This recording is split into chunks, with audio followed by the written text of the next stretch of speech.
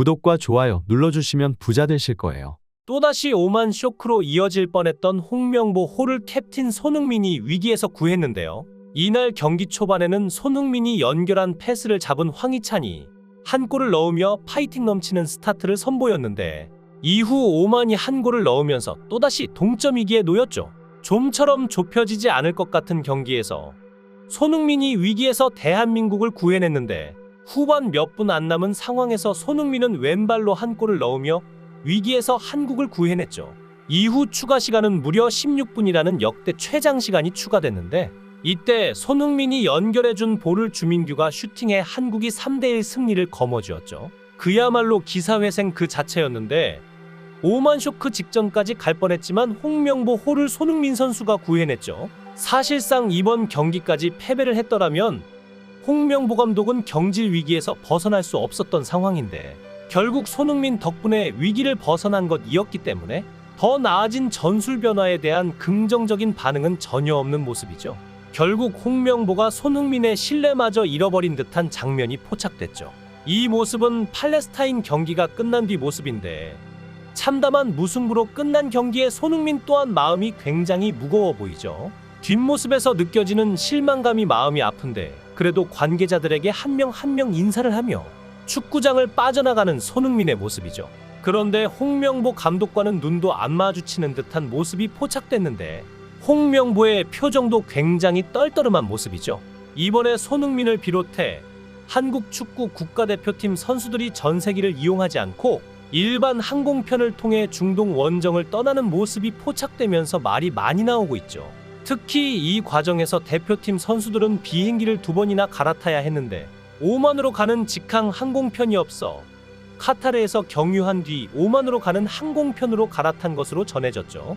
도착한 날 오후 대표팀 선수들은 여독을 풀 겨를도 없이 오만전 대비 훈련에 나선 모습이 공개되기도 했는데 이를 본 일부 네티즌들은 경기에 집중해야 할 선수들이 너무 고생한다며 축구협회를 향한 비판의 목소리를 내기도 했죠.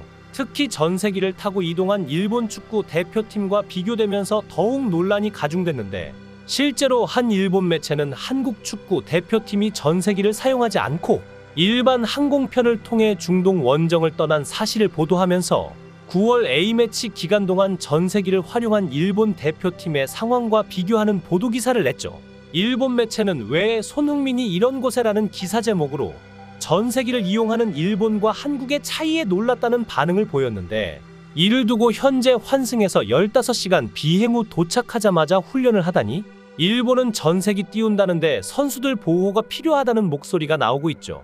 현재 손흥민, 이강인, 김민재 등 주요 해외파 선수들을 총출동시키고도 무승부 결과를 낸 홍명보 감독을 향한 비판이 거센데 현재 홍명보 감독이 축구 대표팀을 맡아 구설수에 오른 가운데 과거 안정환의 발언 또한 재조명되고 있죠.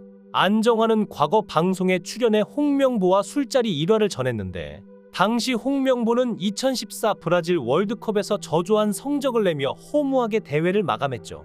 당시 비난 여론이 들끓었던 홍명보는 경질 가능성까지 거론됐었는데 결국 쓸쓸히 감독직에서 물러났었죠.